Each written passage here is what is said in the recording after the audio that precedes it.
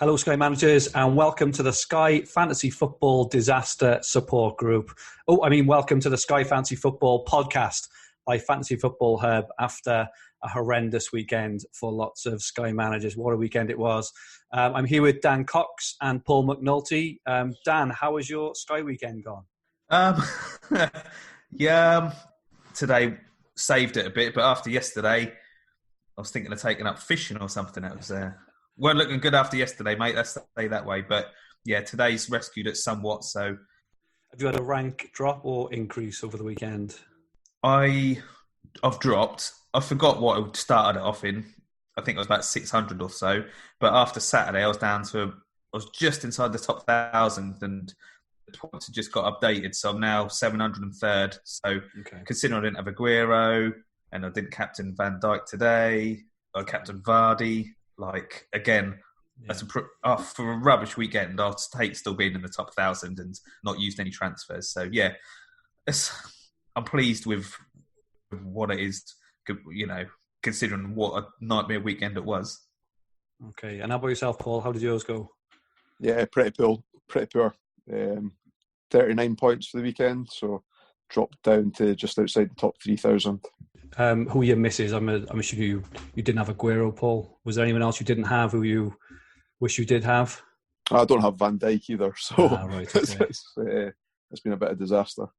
Well, I don't feel too bad. I managed to score 58, so I captained De Bruyne yesterday, obviously a big letdown there, and I had Lundstram yesterday, but I had my back six this afternoon of Leicester and Liverpool.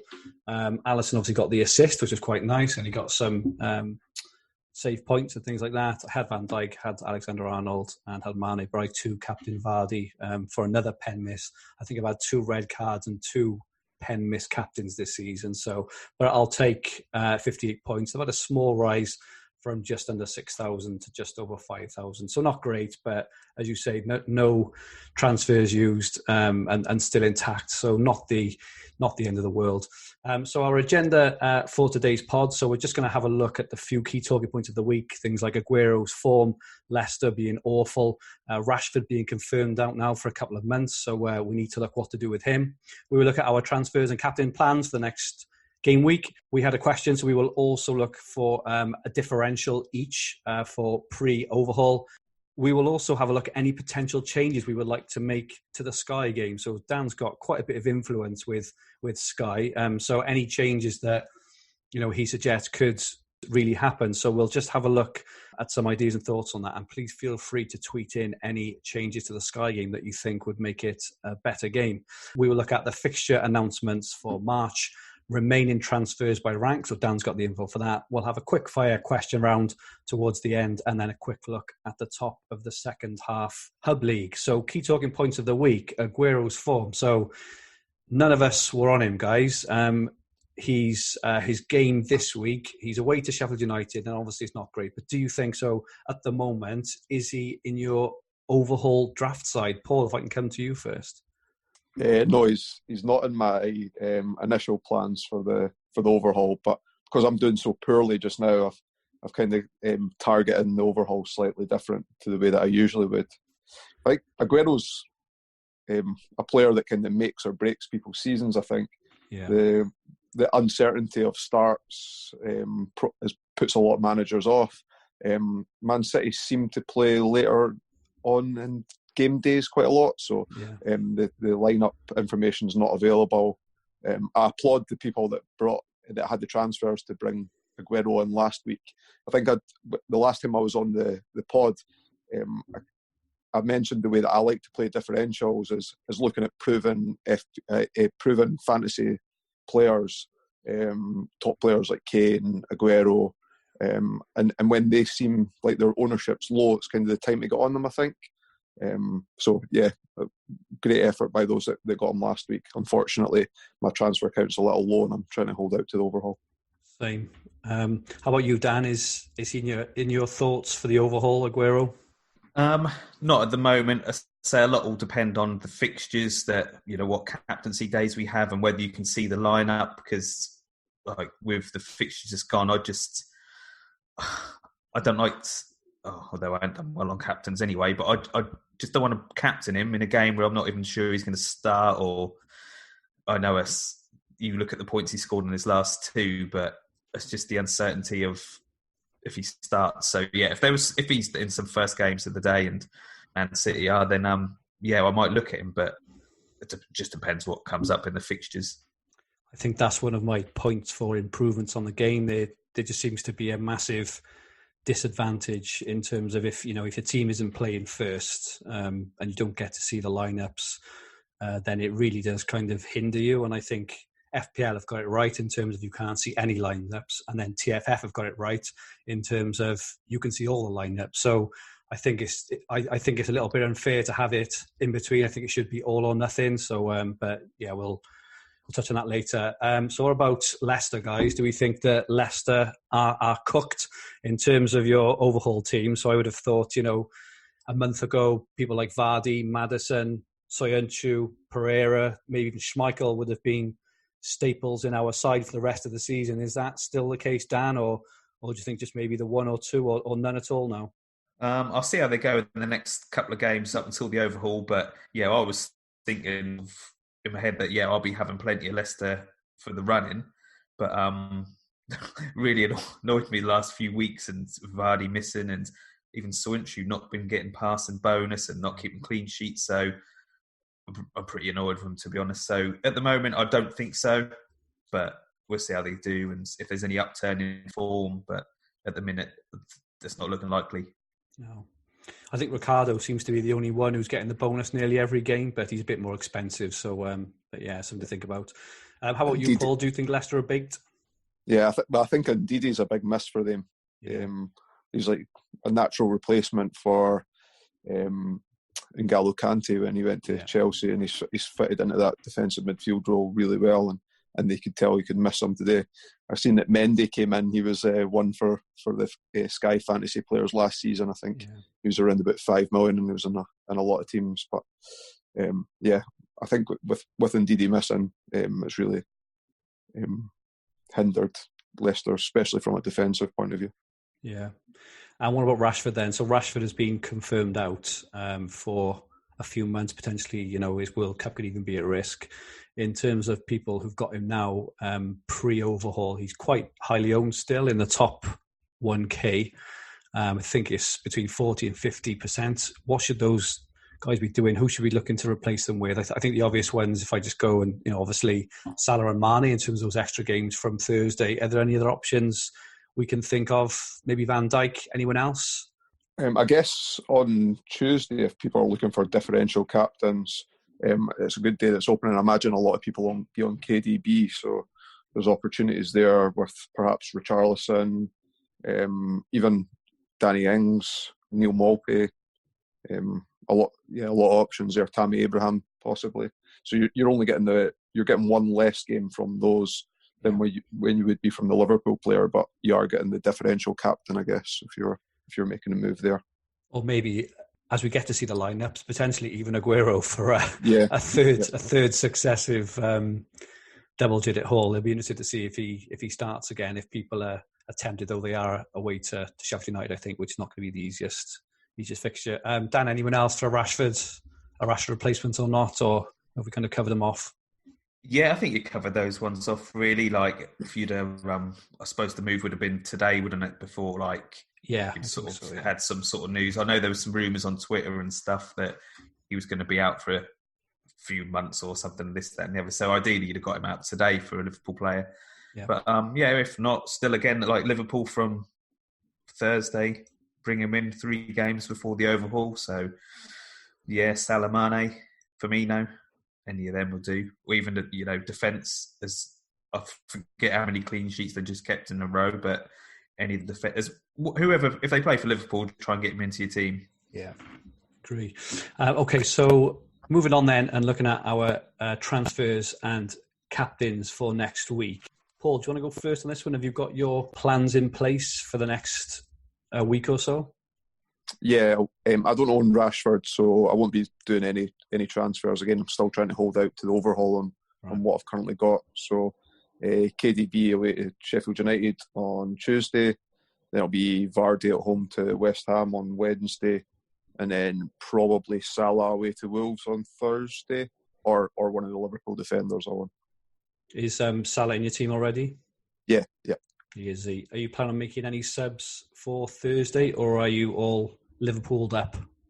No, I've got Salah, I've got Robertson and Robertson and Trent as well. So I just can't see how I can fit another Liverpool player in without making two moves based on the budget that I've got. Yeah, okay. Is it not worth maybe getting in someone like Gomez or something like that? Maybe doing a KDB down to Gomez to release some funds, or are you just happy with your three? It's more I'm sitting on a 5-3-2 formation as well. You're on 5 already? All right, okay. Yeah, so if I was trying to free up the KDB money, I would have to downgrade to perhaps Henderson and then upgrade the defender as well. Okay. How about you, Dan? What are your plans for next week? Be similar. So De Bruyne Tuesday, Vardy Wednesday, and probably Salah on Thursday. And no moves. I've been on lockdown for a few weeks now, so and I'm on a 5-3-2. I've got 4 Liverpool players, so I'm happy with that. I'll keep my 15 transfers and attack it from the overhaul. So that's me. My only worry is De Bruyne if he doesn't start on Tuesday, or just leave me Henderson as captain. So hopefully he'll start. I could do with Aguero not starting as well, because he's destroying my season single-handedly. So I'm the same. So I'm going De Bruyne on Tuesday. I've got Lundstrom as a backup. Not expecting much from Lundstrom, but I've got De Bruyne on Tuesday. I will very likely go Vardy. I've actually got Calvert-Lewin in my second half league, so I'm tempted to go with him on Wednesday, but I will go Vardy as well on the Wednesday. Then on the Thursday, so I've already got 4 Liverpool. So I've got Alisson, Trent, Van Dijk and Mane, and I did the move to bring in Lundstrom last week because I want to move Vardy on for Salah, so I'll be bringing in Salah as well. So I'll have 5 Liverpool for those last few games. It will take me down to 11 transfers for the overhaul, which isn't great. So I'm hoping that Liverpool go on a bit of a marathon over these next 3 pre-overhaul. I'm hoping I can maybe get into the top 2,500 or 3,000 potentially, and then attack from the overhaul, which I'm sure we'll be talking about a lot over the coming week or two. Okay, so for those who are looking for a differential pre-overhaul, Paul, have you got anyone for us, anyone low-owned who could potentially be a bit of a punt for people who are either looking to replace Rashford or something else? Yeah, so like I just mentioned there, Richarlison would perhaps be a good option on Tuesday night if the formation change allowed for a switch from Rashford. 10.2 million, 12% owned overall, 14% in the top 1,000. His last 3 starts, he's picked up 32 points, and he picks up shooting and tackling bonus quite a lot. I think he's second in midfielders overall in the game after KDB, but it just seems like when you look around Twitter, he's still not in a lot of teams there. So he could offer a nice differential captain on Tuesday if somebody was looking to make the move from Rashford. Okay, Dan, have you got anyone for us? Like I said, a few differential, I think, for me now. Thought of him this afternoon. He's only in 4% of the top 1,000 teams. He's only in just under 6% of overall teams. He's similar price to Rashford. He's 10.9, so I think Rashford's 10.8. Might be wrong, but a pretty similar price. So if you've got a little bit spare, then you can make the Rashford to Firmino move on Thursday and get the extra games out before the overhaul. I'm surprised he's so lowly owned. 4% is not much at all considering his price as well. So yeah, I think he's a really good option as well. And my one, not very exciting, but Alisson, I was really surprised to see. So obviously he got his 14-pointer today because of his assist as well, but it would have been 11 without it. He gets the extra games. He's only 9.9% owned in the top 1K and 11% overall. So obviously keepers get 9 points for a clean sheet, whereas defenders only get 7. So, if you are looking to potentially load up on Liverpool, Alisson, he's 8 million. He's very cheap. So if you're still hanging on to someone like Pope or Schmeichel or someone like that, a move on Thursday night up to Alisson may be a good move there. Okay, so moving on then and looking at potential changes we would like to make to the Sky game in future. So Dan, it was you who wanted to bring this onto the table. So what are your thoughts on any potential changes we can make to make improvements to the Sky game? So basically goes to like the Aguero one. I wouldn't want to have him in there, not knowing if he's going to start, and you've captained him, and then you see the team sheets, he's not started in the 3:00 game when obviously there's been a 12:30 game, and you're annoyed. Thought was, I don't know what people would think about having an anytime captain. So you don't have to set it by 12:30. You can do if you want the captain for the first game, but you'd leave it blank, and you could then say wait till 3:00, see Aguero start and captain him. If not, you could captain someone else, or even if not, you could wait till the 5:30 game. If we're talking about a Saturday, you couldn't. You're not going to be able to captain the 12:00 one, and then he's not done anything. Then you captain. You can. It's just one captain per day, but you're not locked in to do it by the first game of the day, because the problems I've had before is like I've captained someone in that first game who I didn't really want to captain, but at least I knew they were starting, and I'm sure many people have done the same. So that was just an idea that's floating around for next season. We'll put it like that. But I just want to see what people's thoughts on that were, because I think it would be quite good, because not just because I didn't have Aguero recently and something like that might have made me consider him, but I think it's quite a good little option, because you don't want to, I don't know, it's just so frustrating to pick someone and then not play, especially with how much sort of rotation goes on around Christmas. Like I got stung with Vardy at Christmas, and if that had been in there, that would, you could have avoided that. I think twice Vardy didn't play when I thought he would. So yeah, I think an anytime captain. But yeah, if anyone, let me know what they think as well. If they think it's a good idea or not, then yeah, let us know on Twitter. But yeah, so I think it would suit the engaged manager. I'm not so sure how much it would suit the people who who like to just set their team and go. So FPL is a lot like that, obviously, and I also know so on TFF, where you can make transfers in between games. I set alerts on my phone to get team sheets up and stuff, and I've had to nip out of Sunday lunches to go and and make a change when someone's been dropped or someone's been unexpectedly started or whatever. So I think it would definitely suit players who love fantasy and kind of live for it over the weekend. I'm not sure how much it would suit people who who like to just do set and forget. But I personally like it. So it'd be really interesting to get the feedback off on Twitter and on YouTube and stuff on that idea. Was there anything else, Dan? Any other ideas at all? Yeah, I know. Don't know a lot of people would sort of realise man of the match used to be 5 points, and they reduced it to 3. I'll be quite in favour of scrapping the man of the match. Say it's only 3 points now, and there's been some, there's been some, not dodgy is the word I'm going to use, some lazy. Some have been a bit random, haven't they, recently? Even that Sarr one, I still not got over the Sarr one from last week, where the reporters give him a 9 out of 10 and everyone else an 8. But Deeney got man of the match when he got an 8. And it's like, well, surely you give it to the player with the highest rating. At least he got man of the match yesterday to balance that out. But I'm in favour of scrapping it. Do you know, who's got the most man of the matches this season? Don't know if you know who that is. Is it Traore, or have I just... Yeah, it is. And I know he did have a good game Saturday and all that, but you think, he's got 7 man of the matches, more than anyone. You think, wow, I was pretty shocked really when I saw that, but I'll be up in favour of losing man of the match, because I say when they're given they're given by the pundits on telly, aren't they? And people always say Alan Smith gives it to the striker, and I'm quite up of getting rid of it really, just to rule out any sort of you losing points that you shouldn't do really. So that was another one I thought of. I think that one should be looked at. You either need an objective rating or not. So I know with the Sun, with Dream Team for years and years, it was the report at the match, and that was always done on who the reporter thought a bit of an eye test one. But they've changed it recently, so it's done statistically now off who scored, and I don't see as much moaning or whinging at that, because it's done on the actual statistical performances of the player. If Sky were using the who scored system, Traore would have more than the 7 man of matches, I think.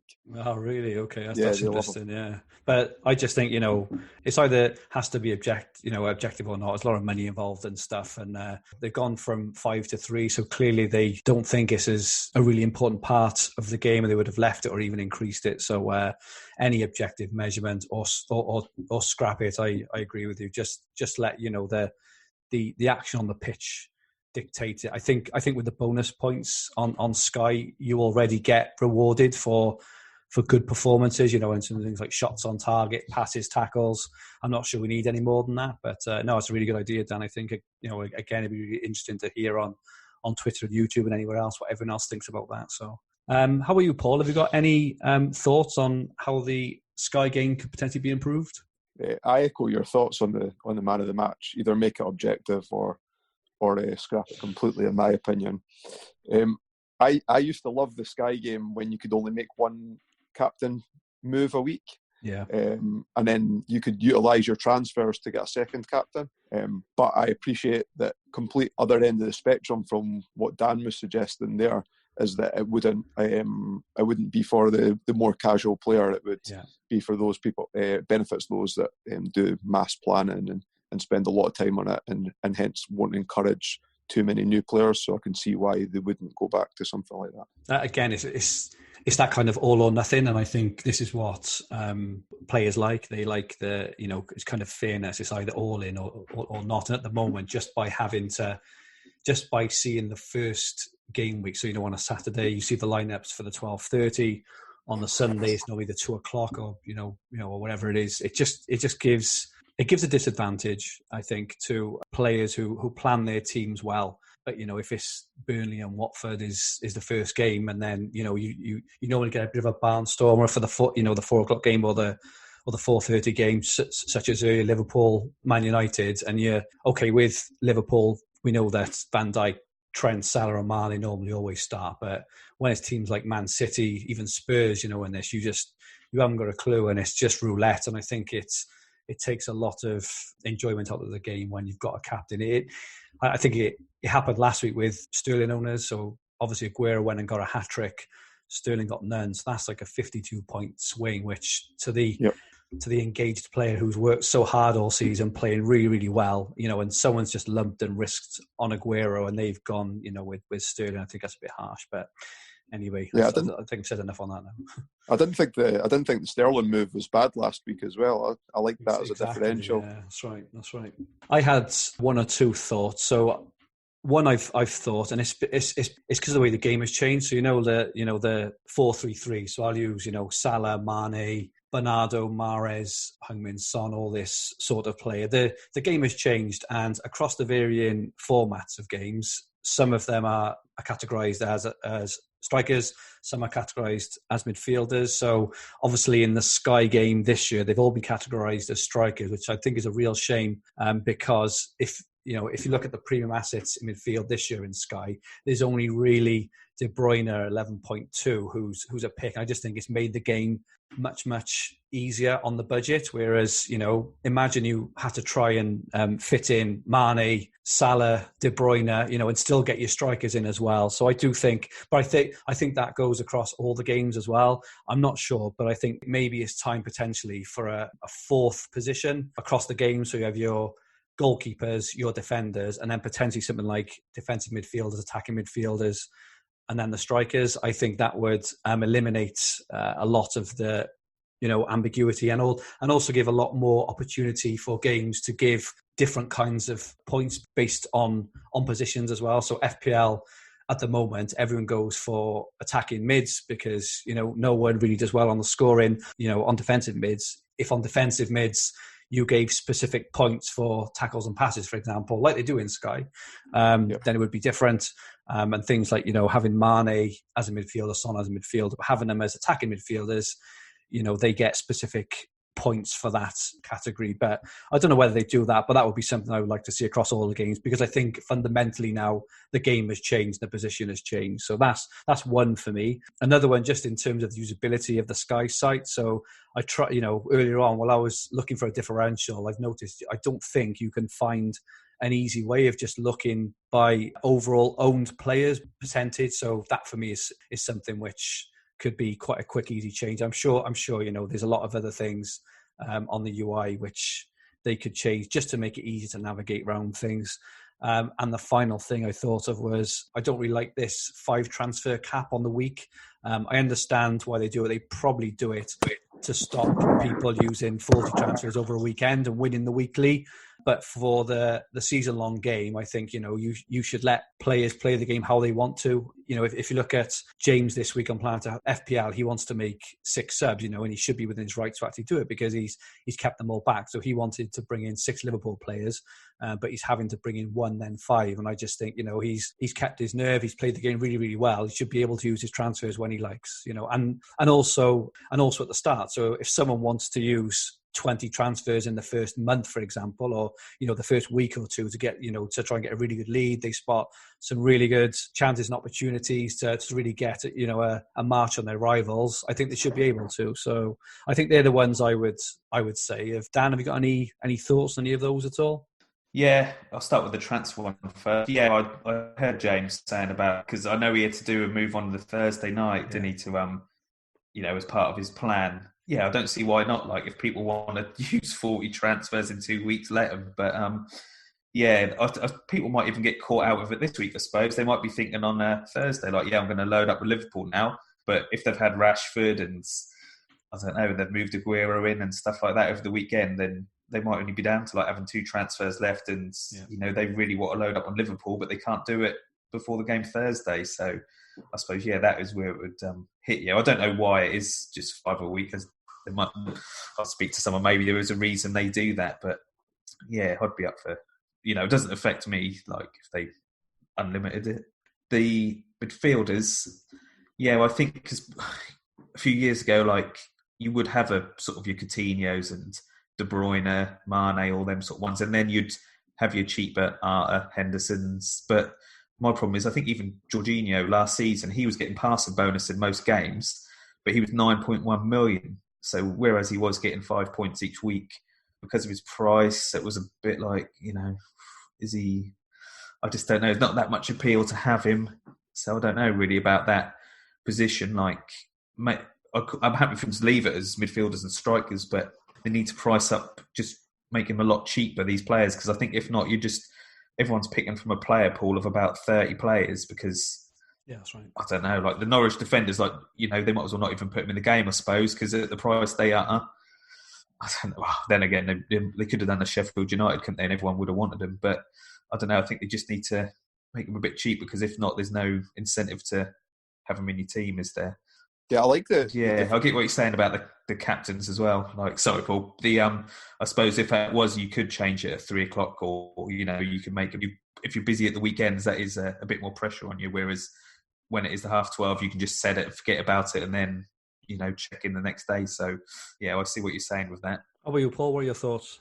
I like what Dan's saying about the sort of pricing of midfielders. I remember when they first started putting the tackling and passing bonuses on, it made more defensive midfielders more appealing. I remember Harry Arter was a really good pick a couple of seasons ago. Yeah. But they've just went and increased the prices of all the defensive midfielders, like to the point where they're now...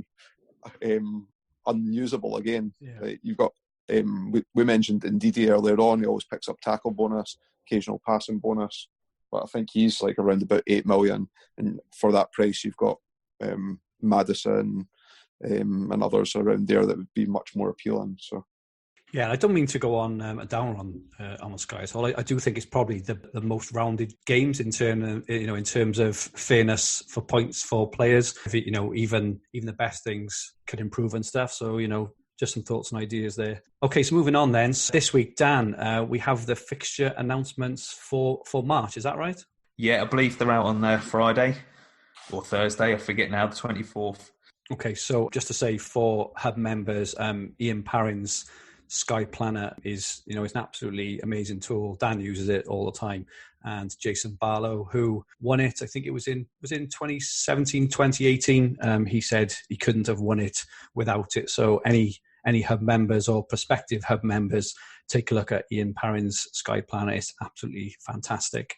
Moving on to remaining transfers by rank. So Dan, you have the info of how many transfers are left, which is quite surprising and much different this year to last season, I can see. Yeah, that is quite down on last season. So Thursday, the top 10 had 5.8 left, average. Top 100 was 10.1. The top 1,000 was 11.1. And the top 5,000 was 11.9. These figures are down on last year. But last year, the overhaul after, yeah. So there's a lot more games to navigate still. So I think their tallies are low. They might even go up, as teams sort of enter the top, 1,000, 100 with more transfers. But yeah, they're really low, really low. It should give you a bit of hope if you think you're struggling a bit now and you've still got a few transfers left.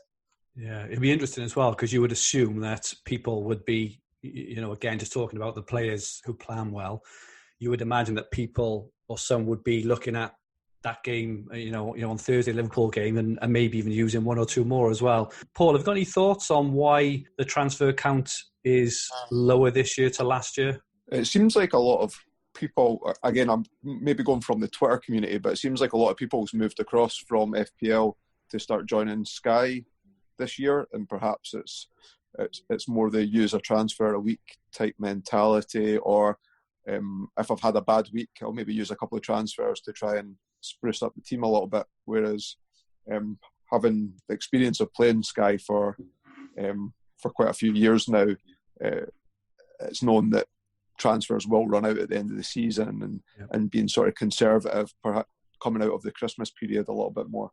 Yeah, I think as well, I personally think it's to do with all those premium midfielders now being strikers as well, meaning that, because trying to fit in Aguero, Kane, Abraham, Vardy, Mane, Salah, all these players, trying to fit them into the three spots, has obviously been really, really tough. And so I think that people, including myself, and that obviously people have been rotating these strikers in and out, and probably having a much more settled midfield and defence. So players like Mount, for example, he's been in a lot of teams for a lot of the season, and that's obviously due to his low price, but also due to the fact that you can't really shift it around for anyone, whereas all the rotation has been up front, and obviously everyone sees the fixtures, everyone wants to jump on the strikers. So I think that may have something to do with it as well. Dan, have you got any thoughts on that, on why maybe people have been a bit more aggressive this year than last year?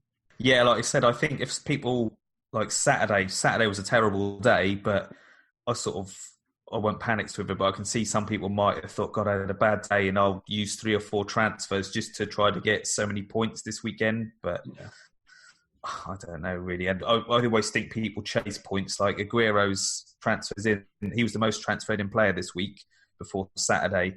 So, whether there's so many people had Rashford and Kane to get rid of, or whether they're just thinking, like, I just don't know, like they're chasing points. But yeah, I don't know. I think people, they just want, if they have a bad Saturday, they'll try to rectify it on the Sunday and stuff like that. So maybe that's why they've gone a bit crazy.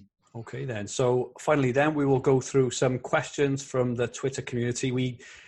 We're not going to answer all the overhaul ones because we are going to start looking at the overhaul next week, but we will do a bumper overhaul episode on the Sunday, the 2nd of February. So we'll try and answer all the questions on the overhaul then, which will include things like players, differentials, formations, strategies, when to use transfers, and that we'll try and chuck that all into the one on the 2nd of February. But we have got some questions though. Okay, so we've already answered the question we had off Andrew Lee and Jason Jones around differentials leading up to the overhaul. So we said Richarlison, Firmino and Alisson for that one.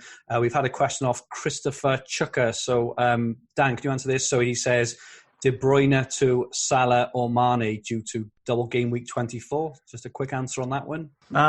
Yeah, like I said, I'd just load up on Liverpool for Thursday and take the extra games until the overhaul.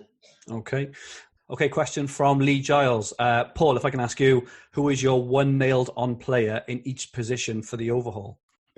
So just now I'm looking at, I mentioned earlier on about liking proven proven fantasy players for differentials. So I think my one nailed on striker is going to be Aubameyang, a captain for one of the single game days coming up in the first week. So Aubameyang up front, Richarlison in midfield, Van Dijk in defence, probably Henderson in goals. Dan, a question for you. Azuri Fox, who obviously had a really good season last season, he posted this question about an hour ago, so he obviously hasn't had a great weekend. How do you recover from such an awful game week? Mini overhaul or sit tight? This close to the overhaul, I'll just sit tight.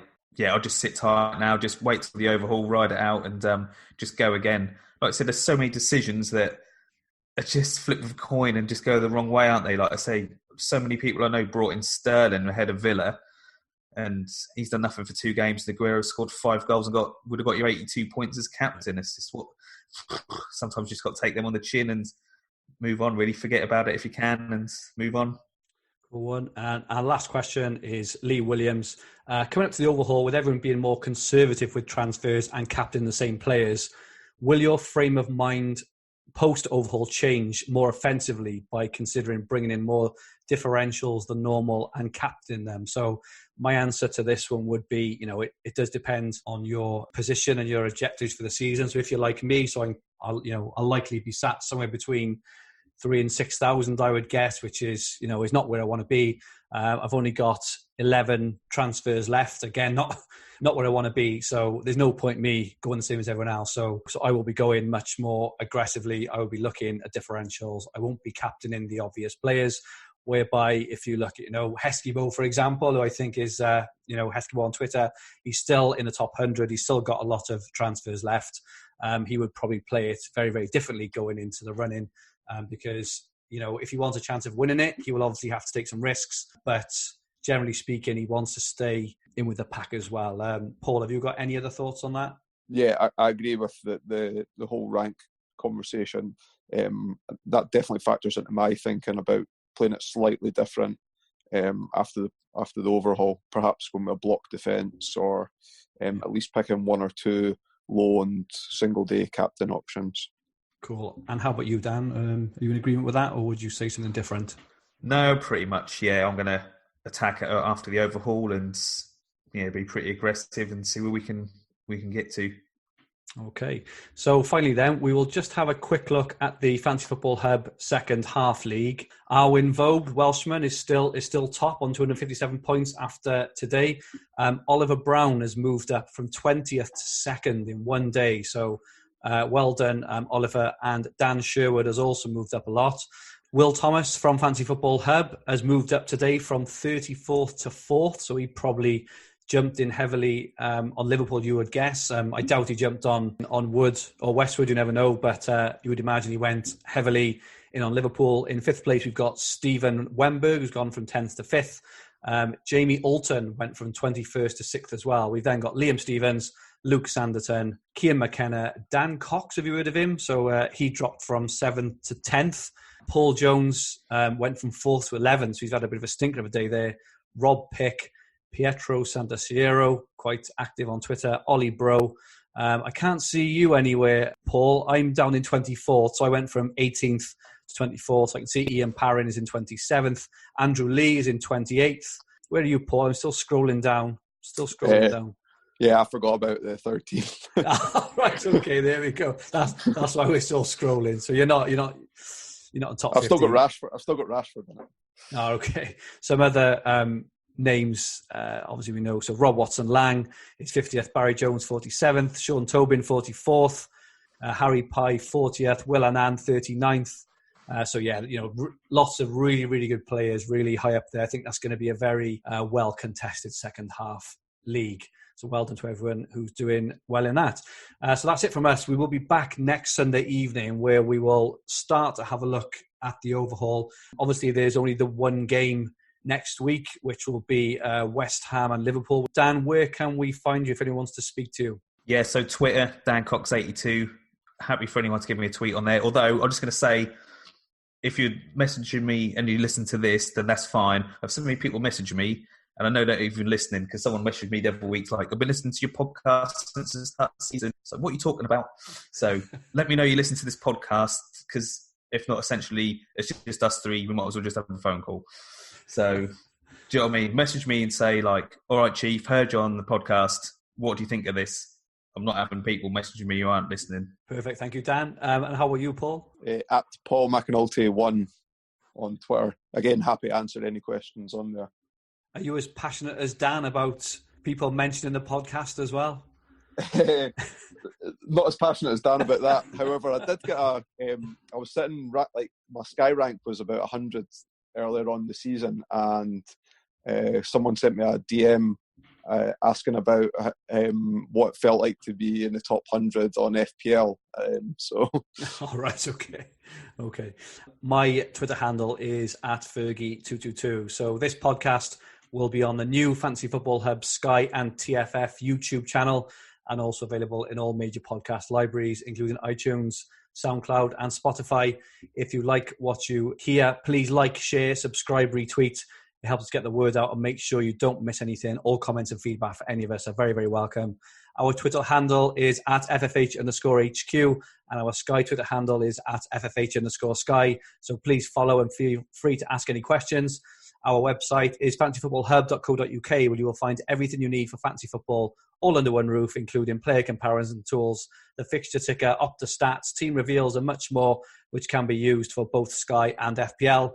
Also on the website, specifically for Sky, Dan reveals his transfers, captains, and general thoughts at 1 p.m. every Friday, exclusively to Hub members, while Paul writes a brilliant weekly article on the 5 burning questions of the week. Both essential reads if you are a serious Sky player. I also write my weekly multi-format diary article, which includes my Sky team transfers, captains, and progress. Dan in particular is also very active in our Sky WhatsApp chat group, available to premium members. If you fancy a 7-day Hub membership, just go on the website and sign up. If you want a 10% discount, you also just put in code Andrew10. I'm sure everyone knows, but Planet FPL guys also do a brilliant Sky podcast every Wednesday. Make sure you tune into them. And one last thing is, yesterday, for the first time, we did FPL Saturday Live, where myself and a couple of FPL gurus from the Hub did a live stream for the 3 p.m. games. It was great fun. And although it was FPL focused, it was still very relevant for Sky. As it's the FA Cup next week, we'll be doing our next live show on Saturday, February the 1st. Please join us, join in the chat. It was really good fun, very interactive, even if my FPL captain was Ings, who blanked through the second time in 11 game weeks. We will be back next week. In the meantime, we hope you have a great Sky week, and we bid you thank you and good night. Good night.